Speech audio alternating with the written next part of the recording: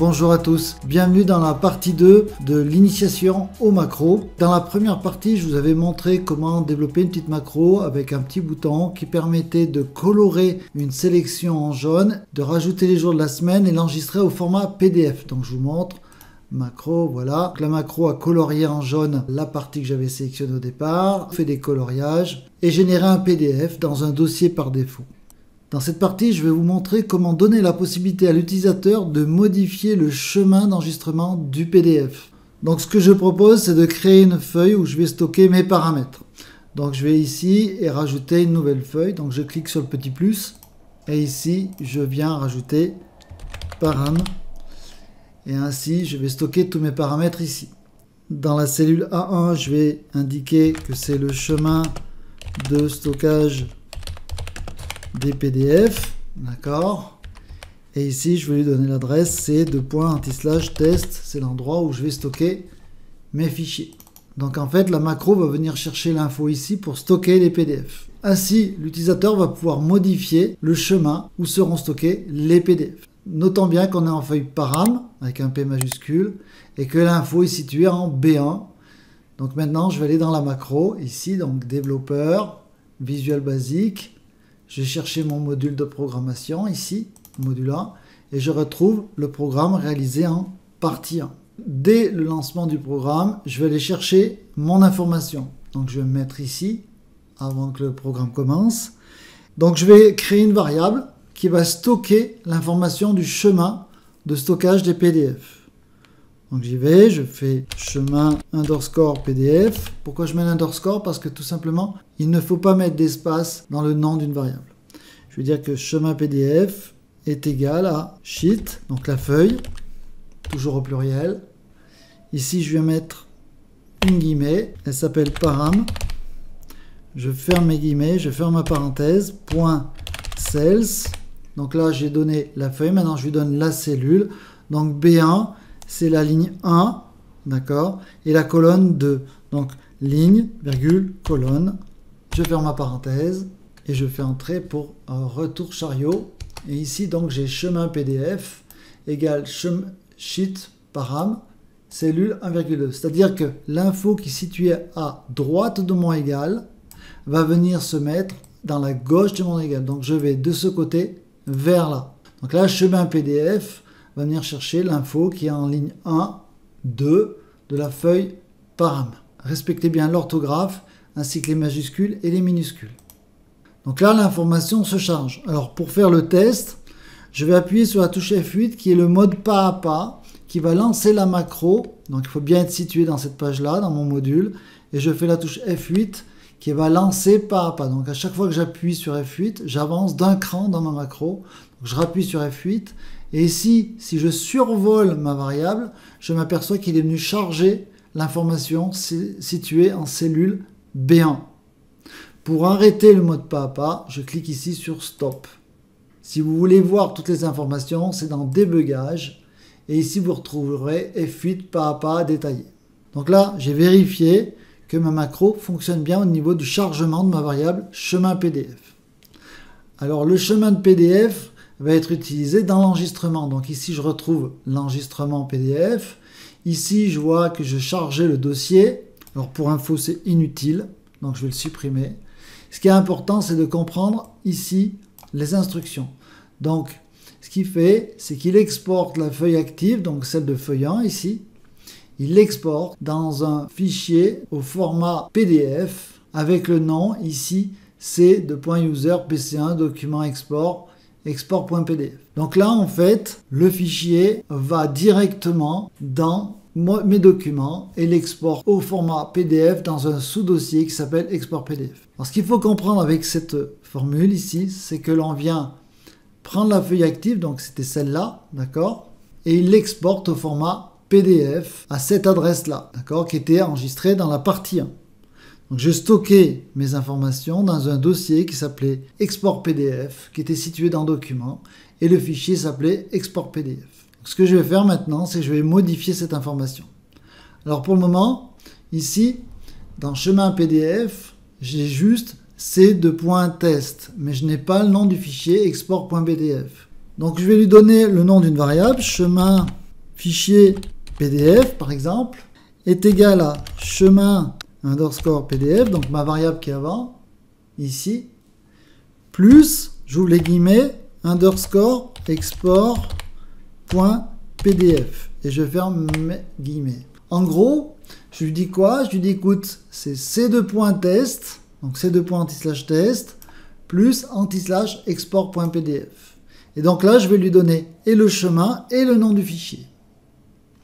Je vais donc double-cliquer ici pour sélectionner ma variable. Je vais faire copier, clic droit, copier. Et je viens ici remplacer l'instruction avec les guillemets. Donc je viens remplacer ici l'instruction avec les guillemets. Et je vais faire un coller ou un CTRL-V. Donc ici, je lui dis que le file name, c'est chemin fichier PDF. Comme maintenant, j'ai rajouté une deuxième feuille, je vais lui indiquer de toujours travailler dans la feuille 1. La feuille param, c'est la feuille où je vais stocker mes informations, on va dire informatique, mais la feuille 1, c'est donc la feuille de travail. D'accord? Avec mon bouton. Donc ce que je vais lui dire ici au départ aussi, une fois que j'aurai ramassé les variables, je vais lui dire que je vais faire SHETS, donc sheet, j'ouvre ici les guillemets, feuille 1.select, d'accord? Donc là, je sélectionne la feuille 1, et il va faire le travail, et après il fera l'enregistrement et le nettoyage. Comme ça, je suis sûr de toujours travailler sur la feuille 1 et jamais perturber la feuille param. J'aurais pu positionner ce texte-là en amont de ma déclaration de variable sans aucun problème, parce qu'ici, je vais chercher mes variables sans ouvrir la feuille param. Il va lui-même chercher l'info sans toucher à la feuille param. Mais là, par sécurité, je rajoute feuille 1 pour être sûr d'être clair dans ma programmation. Donc là, j'y vais en mode pas à pas, F8, et j'avance. Donc ici, je charge bien C2.anti/test. Dessous, je suis bien venu chercher C2.anti/test et j'ai rajouté export.df. Et ici, je sélectionne bien ma feuille 1. Pour l'instant, ma programmation se déroule bien. Avant de lancer la macro, je vais créer mon dossier test sur le disque C. Donc je lance mon explorateur. Je vais dans mon disque C. Donc là, je vais faire un nouveau dossier. Clic droit, nouveau dossier. Et je vais l'appeler test. Je vais l'ouvrir. Pour info, si vous voulez récupérer le chemin de votre dossier, vous cliquez ici dans la barre d'adresse et vous pouvez copier ici le chemin pour information. Donc là, les fichiers PDF vont venir s'enregistrer directement dans mon dossier test. Je vais donc lancer la macro. Donc ici, je reviens sur ma feuille 1. Je clique sur le bouton. J'exécute ma macro. Il est donc parti s'enregistrer directement. On le voit en haut dans ctest export.pdf. Alors dans la suite de l'initiation, je vous propose de modifier le nom du fichier. À savoir, actuellement, j'enregistre mon fichier PDF toujours avec le même nom. Il s'appelle export PDF. Ce que je voudrais, c'est qu'il donne le nom du fichier avec la date du jour, l'heure, minute et seconde en termes de nom de fichier. Pourquoi? Parce que je ne voudrais pas écraser mon fichier. Je voudrais conserver à chaque fois mes travaux, donc mes noms de fichiers, et en plus garder l'heure et la date pour pouvoir un ordre chronologique, à savoir la date en format américain, année, mois, jour, suivi de heure, minute, seconde. Donc pour cela, on va rajouter ce petit bout de code ici et je vais vous l'expliquer. C'est sûr qu'au départ, quand on commence la formation sur le Visual Basic, on ne connaît pas tous ces termes. Donc grâce à Internet, vous pouvez trouver des bouts de code. Donc là, je vous donne ce bout de code et je vais vous l'expliquer. Donc je fais copier, CTRL-C, et je vais venir le positionner ici, tout au début de mon code. Je vais faire CTRL-V ou coller ici.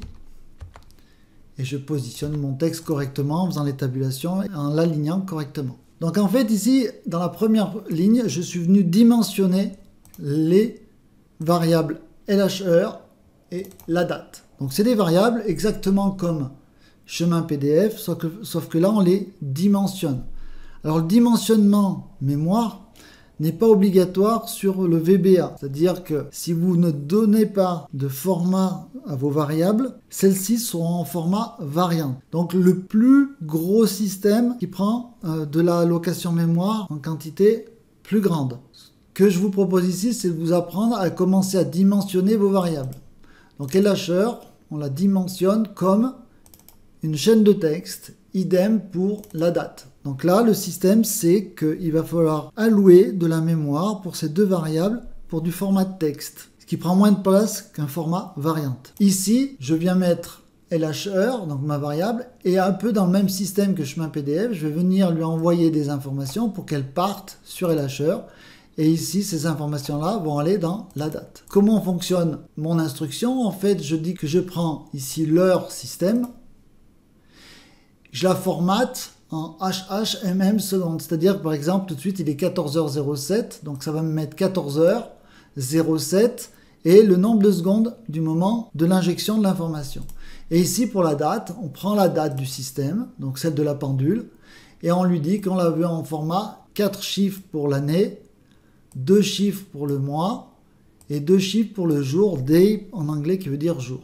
Donc ces instructions vont envoyer les informations dans mes deux variables. Donc je vais vous montrer, j'appuie sur F8 pour faire du pas à pas. Et donc en fait ici, LHEure et la date, pour l'heure, tout de suite il est 14h08 et 14 secondes. Donc le format LHEure a été injecté. Donc la variable LHEure a l'heure de mon système. Et ici on voit que pour la date, c'est en format américain 2023. 0308. Pour information, si vous changez ici l'ordre du formatage, vous pouvez obtenir les horaires et les dates au format français. Donc là, mes deux variables sont déjà créées et je vais maintenant les injecter ici dans le nom de mon fichier. C'est-à-dire que je ne veux pas conserver export PDF, mais je veux injecter la date et l'heure en lieu et place du nom du fichier. Donc ce que je vais faire, c'est qu'ici, je vais garder l'anti-slash. Je vais venir ici fermer les guillemets et je vais donner le nom du fichier. Donc la première chose que je veux, c'est la date. Donc LADATE, d'accord? Donc j'ai rajouté un petit plus pour l'ajouter à ma chaîne de caractères. Plus, je vais rajouter un underscore ici entre la date et l'heure. Plus LHEURE.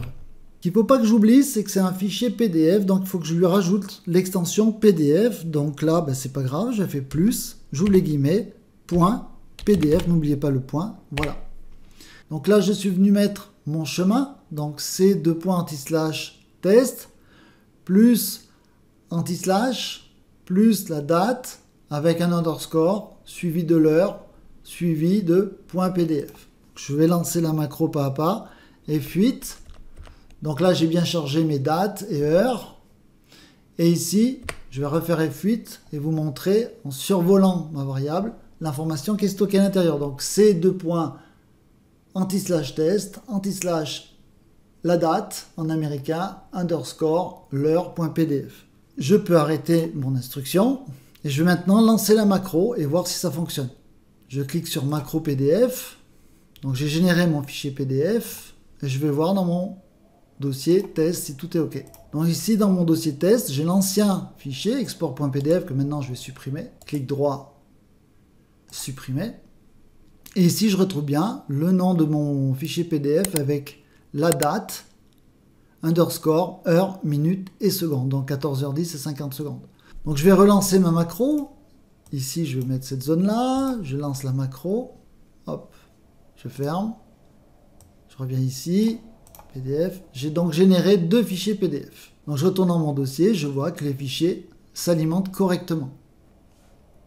Alors ce que je pourrais faire, c'est améliorer le nom de mon fichier. Au lieu de mettre uniquement la date et l'heure, on va rajouter une petite mention devant le nom du fichier. Par exemple ici, je vais rajouter fichier qualité. D'accord. Et un underscore. Et je vais lancer ma macro. Donc là, je suis venu rajouter fichier qualité. D'accord. Je n'ai pas mis d'underscore tout simplement parce que dans les noms de fichiers, on peut mettre des espaces. Si vous ne souhaitez pas les mettre, vous mettez un underscore si vous le souhaitez. Je lance ma macro. Donc voilà. Je ferme. Je vais voir mon dossier. Et ici, maintenant, j'ai fichier qualité suivi de l'heure, minute et seconde. Voilà. J'espère que vous avez appris de nouvelles choses. N'hésitez pas à faire des commentaires, n'hésitez pas à me contacter, je vous répondrai avec plaisir. Je vous souhaite une belle journée à vous.